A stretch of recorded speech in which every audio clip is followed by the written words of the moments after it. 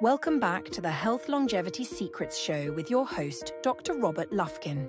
His book titled Lies I Taught in Medical School is a New York Times bestseller. See the show notes for a link to download a free chapter. And now, please enjoy this week's episode as we look at the longevity mindset with Dr. Nick Engerer. What if adopting a new mindset could transform not just how long you live, but how well you live?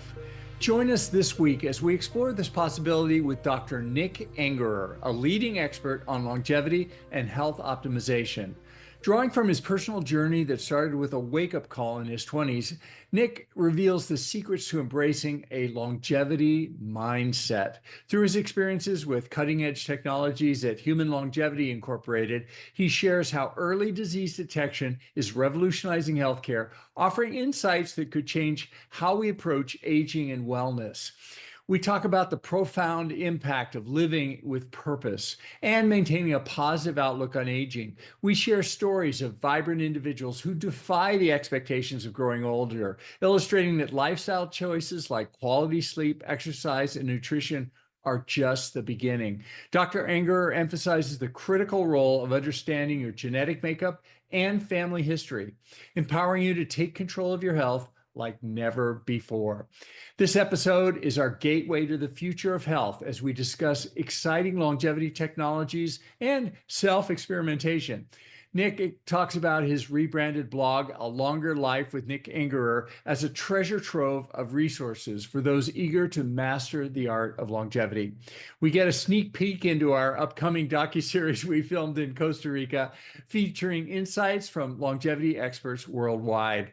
So, whether you're looking to enhance your lifespan or simply live a more fulfilling life, this conversation is a must listen for anyone interested in taking charge of your health destiny. This episode is sponsored by SciFox Health. One of the most common questions I get asked is which blood tests I check myself on a regular basis. Well, I check 17 biomarkers, but the secret is I'm able to do everything from the convenience of my home. I collect a sample with just a simple finger stick like this. You don't need to be a doctor to do it. Then I just mail it in and wait for the results. SciFox Health makes it possible. Use the link below to get 15% off. This episode is brought to you by L Nutra, maker of the Prolong fasting mimicking diet.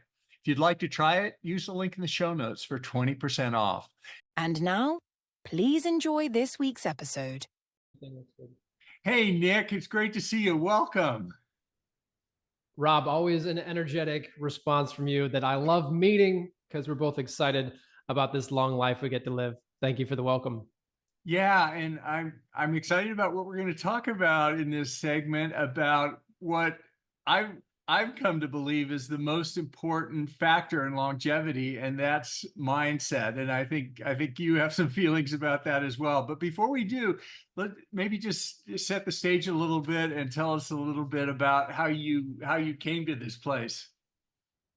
Look, I had a pretty profound experience in my late 20s. My son was being born. He was being born through a cesarean section.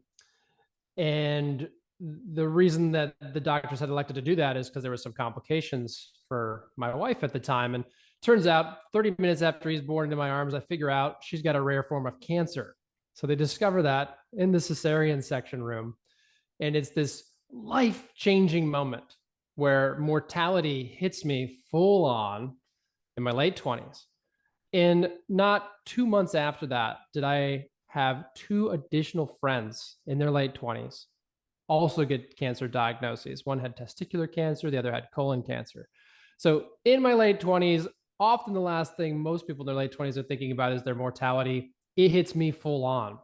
And there's then a multi-year journey of surgeries, chemotherapy, recovery. And the lovely end of that story is that all three of those people are alive and well today, thanks to the wonders of modern medicine.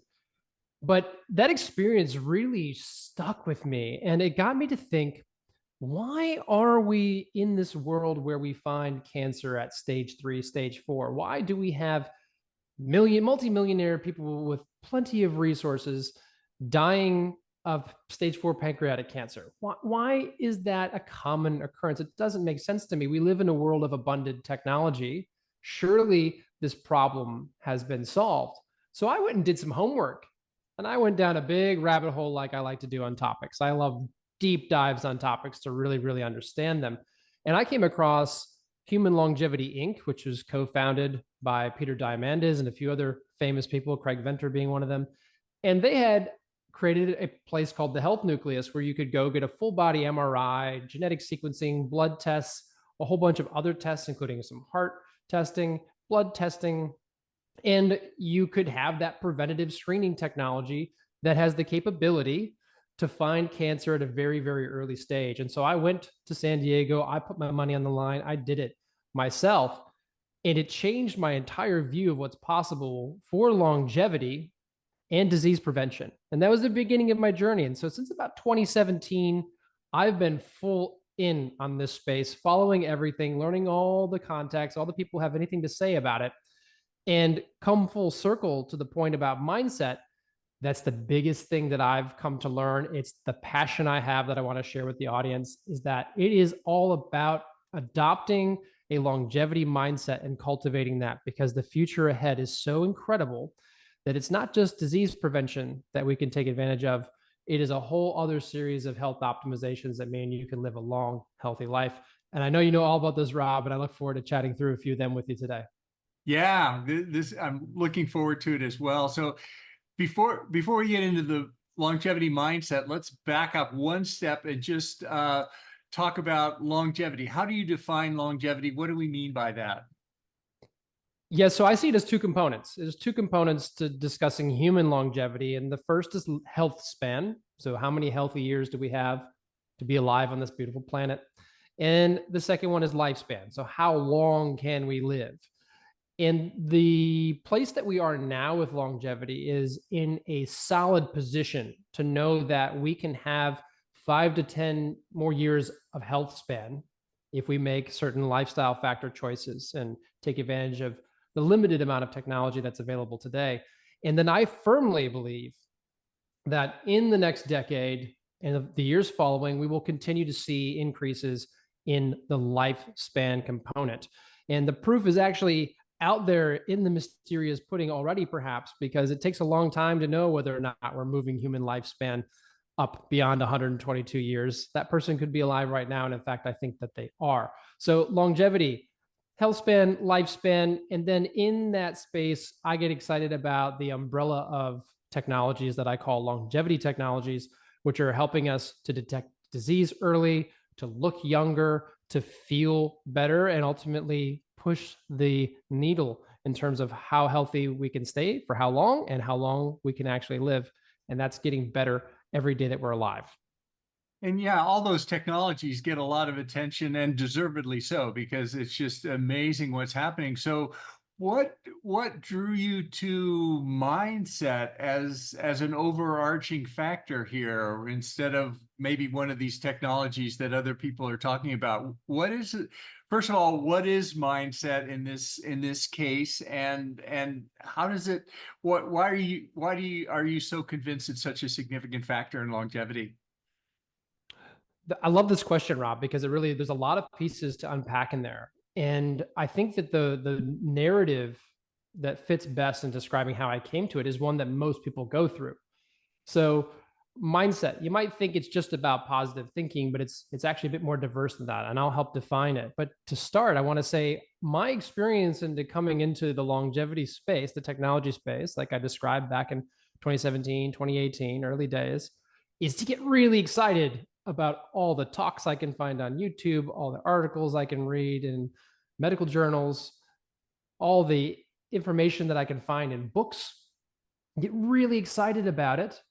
And then immediately following that is a feeling of overwhelm, because there's so much information and it's such a complex scientific substance, this discussion of longevity at its core. I mean, just talking about metabolism, for example. Metabolism is incredibly complex. It's one of the key drivers of aging. And you start to try to understand it, good luck to you. We've had scores of scientists working on that problem for decades, and we still don't understand it completely. So it's really complex. It's overwhelming. And then you have a limited amount of resource, time, energy, money to put into your own longevity efforts. And that disorganization and overwhelm is something that I experienced, and I now know is the journey of many people, in fact, most people who come into the longevity space. So this is where the longevity mindset comes in. It's about adopting the mindset that allows you to engage with all this incredible opportunity. And the first part is what I described in terms of realizing what's happening. There's two key components. First, you don't have to get old and sick anymore. Disease is not destiny any longer. We know that. That's incredible. And technology is playing a role in that. But it's really those major lifestyle factors that we know if you take advantage of, your chances of getting the diseases of aging drop precipitously to zero in some cases for many people for those decades of life where most people get them, 50s, 60s, 70s. And that's sleeping well, exercising, getting the right nutrition, and managing your mental health. So aging is not destiny. Point number one. Point number two, the longer you stick around, the more technology is here to help you stick around. It's a positive feedback cycle. Technology is advancing ever more rapidly. And the longer you live, the longer there's more technology to help you live longer. So having those two fundamental realizations allows you to start seeing the world very, very differently. If I do a good job with these lifestyle factors, it's no longer just feeling better, looking better, not being fat, being a bit more muscly. It's actually, wait a second, I get 5 to 10 more years of life if I do this. That's huge.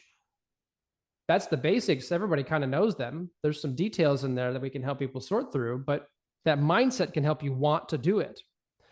It also tells you that you need to adopt a strategy for your own unique risk, because what you are likely to develop as a disease of aging is different than most anyone else except the people in your family. We can look at a family history, we can look at genetics, and we can also look to our own self-awareness and self-knowledge to know what diseases are most likely to develop for us as we age, and we can get ahead of the curve on that.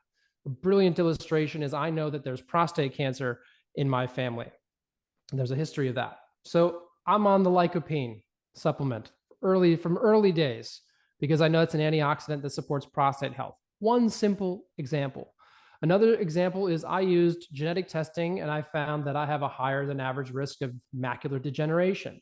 So I'm on a supplement stack that supports my eye health, gets me all those juicy carotenoids, zeaxanthin, beta-carotene, keep my eyes healthy.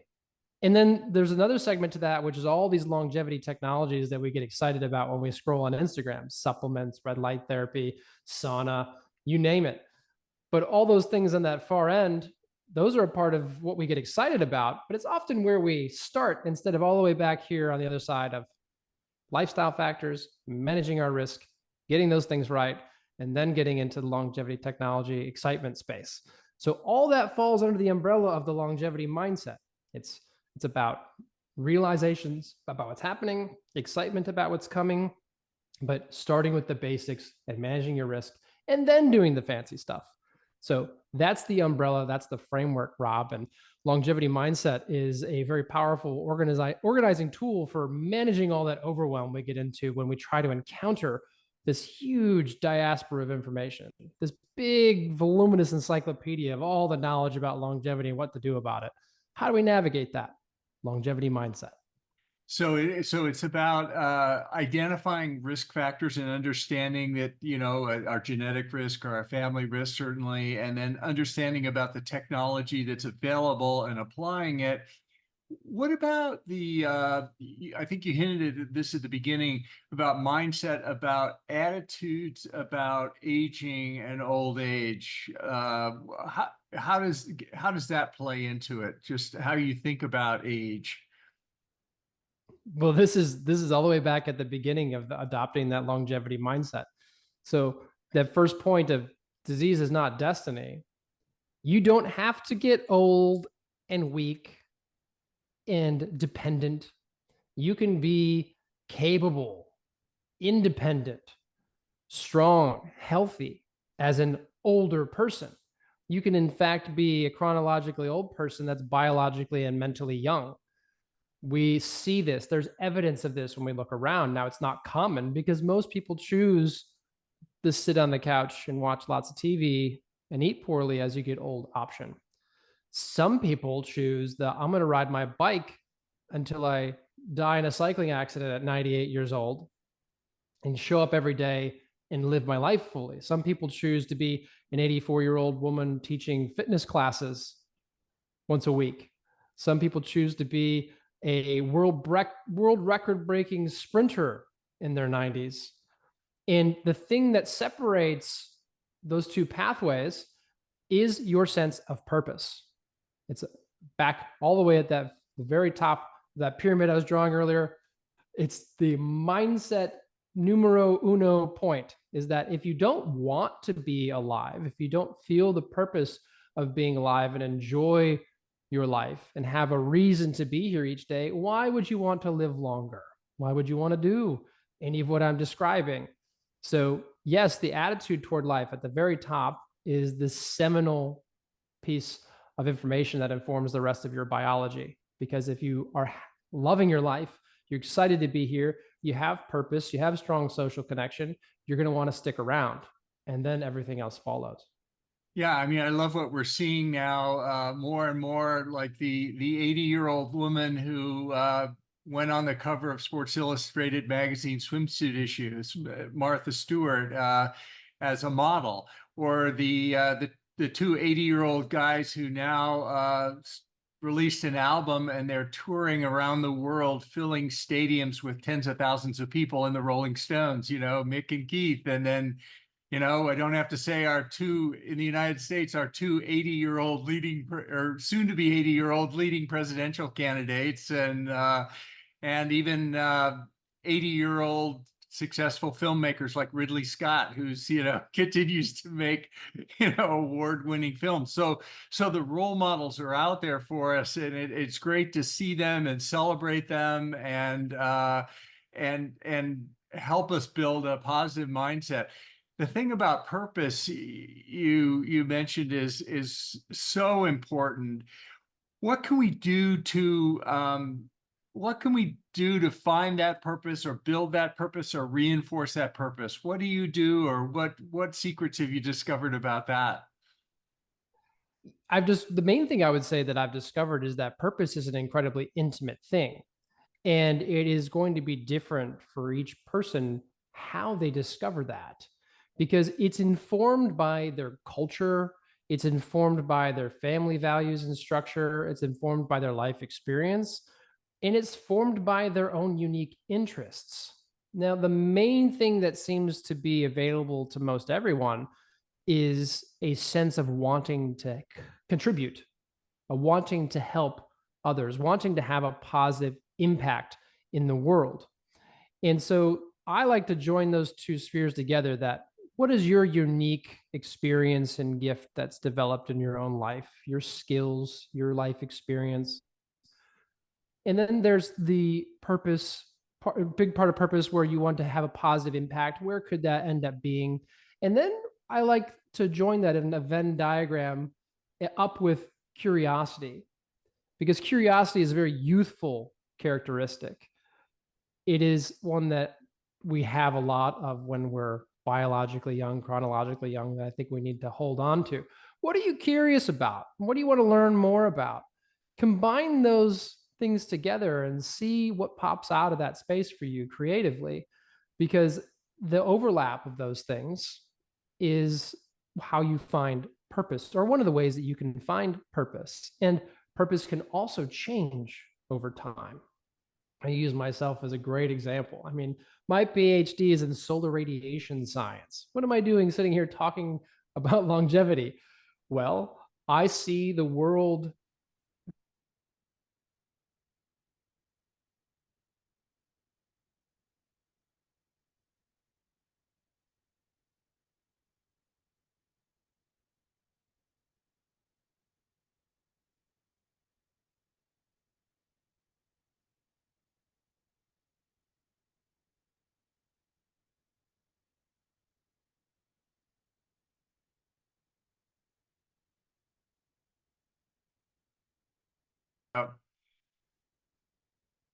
That was a little interruption coming from Australia. We had some, the electrons got bothered by the weather, but yeah, so continue that thought. I love that about purpose and going on. It's almost like uh, purpose in some ways is a lens through which we see the world, kind of like we were speaking with one of our other guests about stress and how stress is really not what's in the world, but the meaning that we give to what's in the world. And what, one thing could be very stressful to one person, and the same experience can be a joy to another. Like walking in the rain, one person will think, I'm getting wet, I'm going to be sick, I'm tired, it's cold, my clothes are ruined.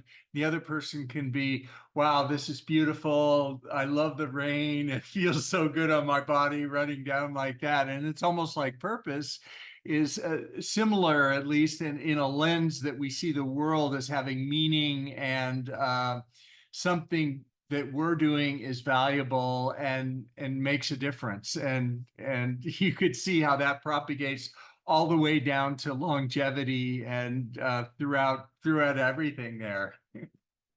It does, Rob, and you've given us a brilliant illustration with the rain.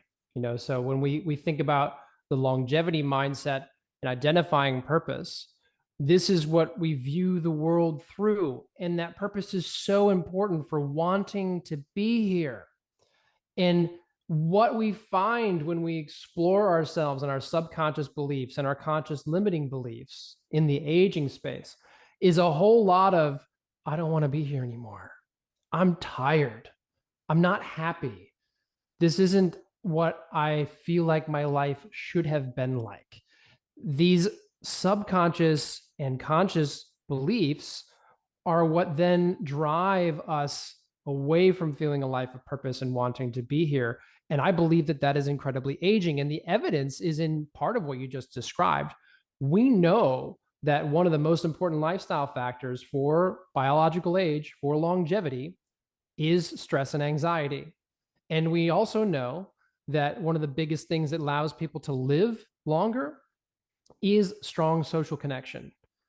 These are psycho-emotional characteristics. These are things that are happening in our mind that are reflected in our body, our sense of belonging, feelings of being loved, of giving love.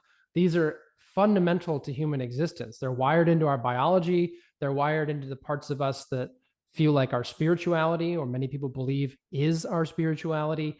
And having those elements be healthy and vibrant in your life are actually, I believe, far more important than even what you eat, even how much you exercise.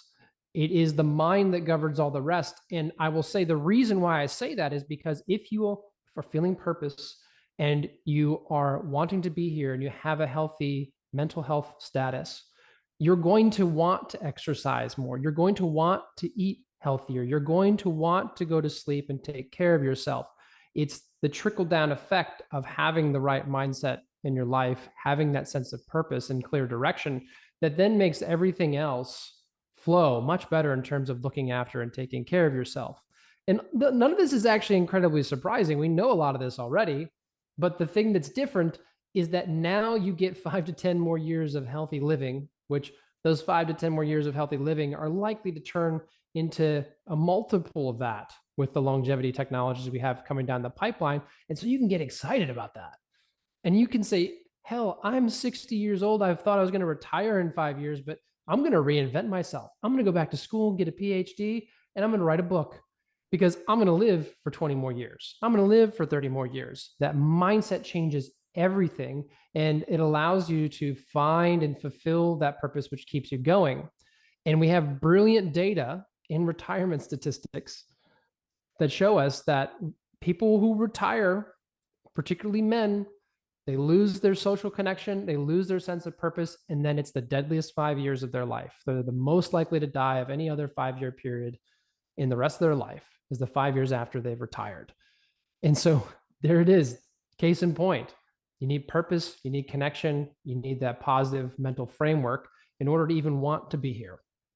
Yeah, the retirement is such a great example. I mean, today people retire at, well, in the US, it's like typically 65, but then these people go on to live another 30 years potentially, or even more, but on average, at least, it's a huge amount of time. And to spend that on the golf course, no judgment about golf, but there, who knows? It's fascinating. Well, you talk about purpose in some other things too. And mindset, not only just purpose, but also in making decisions and choices about your life. What have you found about choices in, say, your lifestyle that are significant and matter for longevity?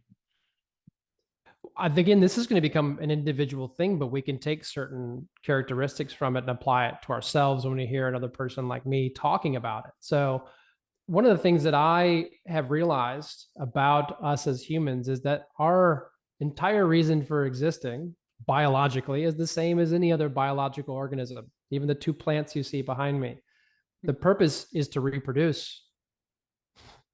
That's the biological purpose that you have. All of your DNA is programmed to do that. Your epigenetic expression is, and part of aging itself, in fact, is about the biological imperative to reproduce. So I find that when I really own that, when I really own my role as a father, for example, to spend time with my 10-year-old son and carve out the chance to do that and really lean into that experience, that it's one of the more meaningful things in my entire life. Because it's, well, not only biologically what I'm here to do, but it's the biggest source of love, and he's my favorite person in the whole world. And so I spend that time with him. It gives me meaning, a new area of meaning that I know to prioritize. I know when he comes home, gets off the bus at 3 p.m, everything else turns off. It's time to be together. It's time to go to the pool. It's time to take him to his sport event. It's time to have fun and enjoy our time together. So you find those elements in your life that reflect your personal values, and you learn to prioritize alignment with those values in your lifestyle. And that feeds back into purpose. So I think that the takeaway from that is to know what your values are and to respect your biology and reason for being here. And even if you don't have children, that's fine. I'm not saying you need to have children to have purpose just because that's biologically what's going on. That biology and knowing that you're here to reproduce biologically just tells you how you should live your life. You should keep those youthful characteristics going for yourself. Keep moving, stay bouncy, stay strong. Think about optimizing your hormones.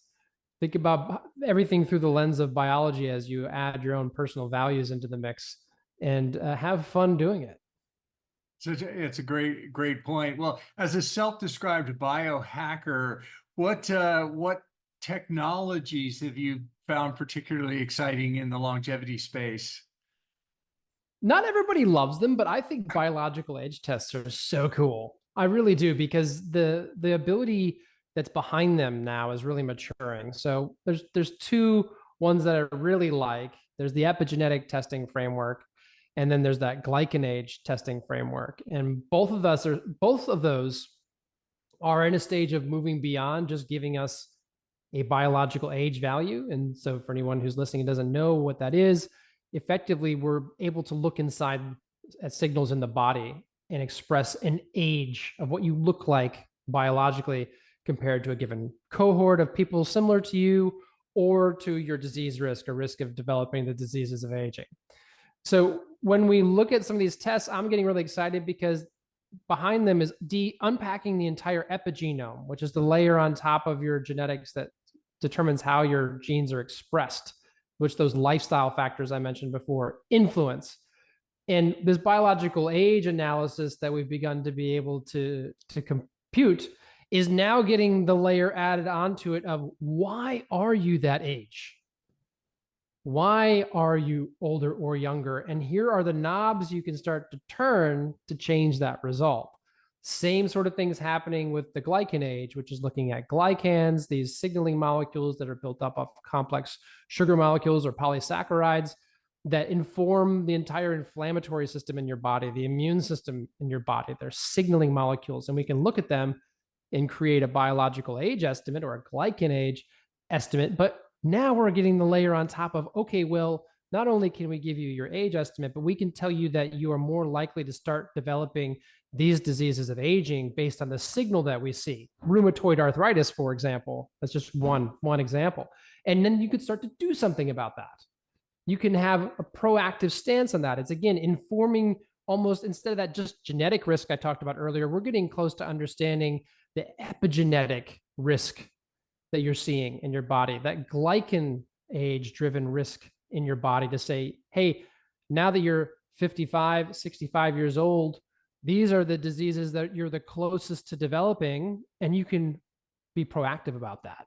So I am very optimistic about how these technologies are panning out. They're starting off fairly basic, just giving you a bio age, but they're quickly moving into being analytical tools that are dynamic and responsive to intervention, which has a lot of opportunity for us to then go into the longevity technology space and know what to pick off the shelf. Yeah, and you have a great blog that I enjoy a lot, that you talk about this. You've recently rebranded it. What's the new branding, and can you talk about that for a little bit?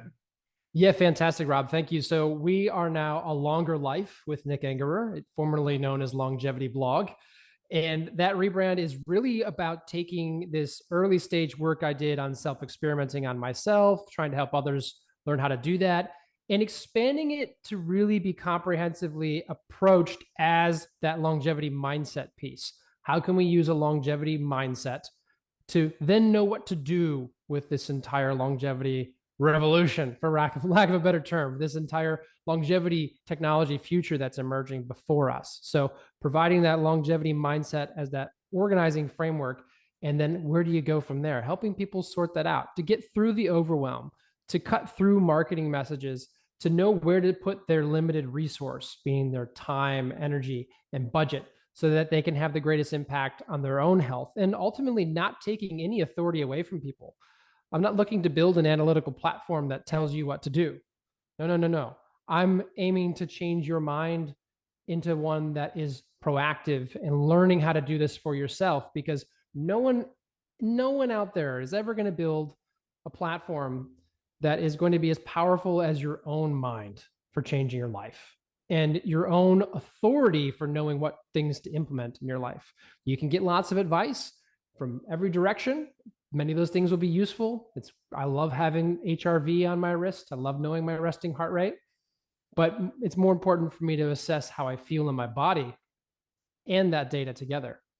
So helping people develop those skills so that they can be mature people in this longevity technology space and know how to navigate it, and also be excited about it so that they tell more people about it. So there's more of us longevity junkies out there, and that means more money and investment in the space. The faster all this moves, the more exciting it gets.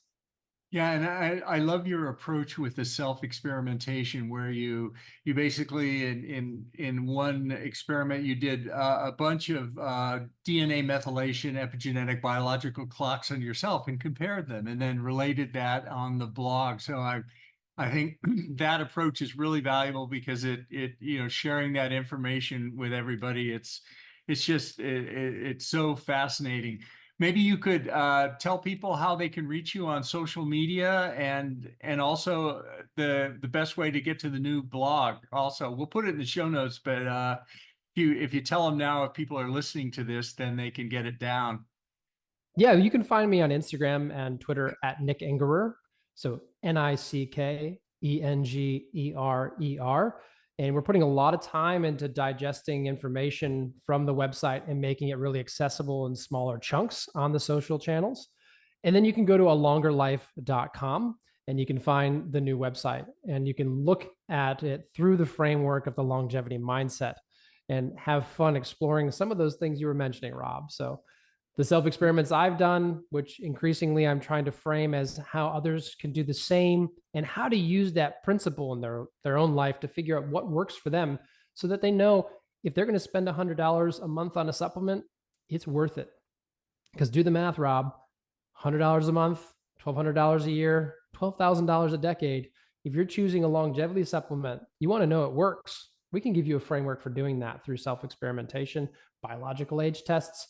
And that allows us to then use our resources wisely, because we've only got a certain amount of them. Yeah, it's such a great point. Also, Nick and I just came back from Costa Rica with Charles Maddox, where we filmed a wonderful longevity docuseries that'll be, I think, out on PBS and Discovery Channel coming soon, and we'll all have that in our social media, and you'll see that. But that was a lot of fun talking to the experts down there as well, meeting other experts and our guests. But Nick, thanks so much for taking the time to talk with us today, and thanks so much for all the great work you're doing in this space. Yeah, Rob, I'm so glad you mentioned the docuseries. I'm very excited about that, having been the host and discussing all those topics with you great people. The longevity mindset really organized it all. So I'm looking forward to seeing how that lands for people. And it is my absolute pleasure to be a part of this movement, to work with you, all those wonderful folks out there, and to contribute to this wider movement, to all the viewers out there, and helping them know how to master their longevity mindset and live healthfully for as long as possible. If you are enjoying this program, please hit that subscribe button, or even better, leave a review. Your support makes it possible for us to create the quality programming that we're continually striving for. Can I start? Is it recording? It's already recording. Oh, sorry. This is for general information and educational purposes only, and it's not intended to constitute or substitute for medical advice or counseling, the practice of medicine, or the provision of healthcare, diagnosis, or treatment, or the creation of a physician-patient or clinical relationship. The use of this information is at their own user's risk.